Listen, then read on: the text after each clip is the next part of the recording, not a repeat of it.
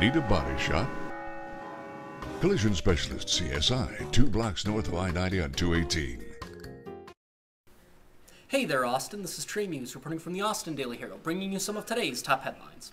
A rural Adams man could face criminal charges for a one-vehicle rollover on County Road 4 after 3 1.75-liter bottles of Windsor whiskey were found at the scene.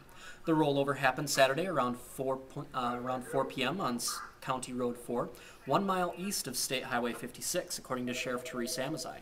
Deputies found 3 1.75-liter bottles of whiskey that had been thrown from the pickup. 2 of the bottles were full and 1 had very little in it. An accident report was forwarded to the Mower County Attorney's Office, and charges will depend on blood test results. In other news, Austin's Mexican community got a one-stop shopping place for major issues on Saturday. The Mexican consulate dropped by Queen of Angels Catholic Church in Austin to help residents and others in need.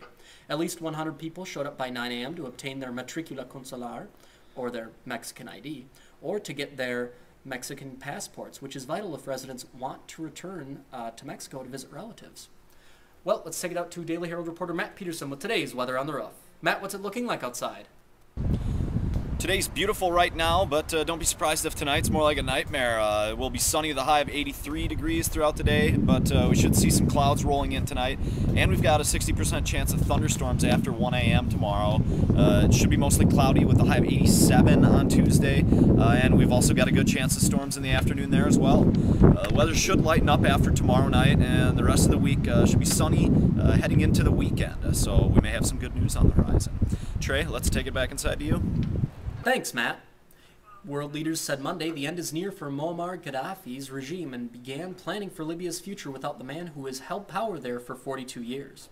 Across Europe, premiers welcomed the rebels' dramatic advances in the Libyan capital after 6 months of fighting and urged Gaddafi to surrender to avoid a bloodbath. Hundreds of Libyans living abroad celebrated in the streets, taking over embassies, burning images of the Libyan strongman, and hoisting rebel flags. And finally, the king is dead, but the burger lives on. Burger King Corporation on Friday said it is retiring the King mascot, a man with an oversized plastic head and creepy smile who in recent years has been shown in ads peeping into people's windows and popping up next to them in bed. The move is an effort by the struggling fast food chain to boost slumping sales by focusing its marketing on the freshness of its food rather than the funny factor of its ads. Well, that's it for today's top headlines. For more news about your community and your town, please go to austindailyherald.com. For the Daily Herald, I'm Trey Muse, saying that's the way it is today.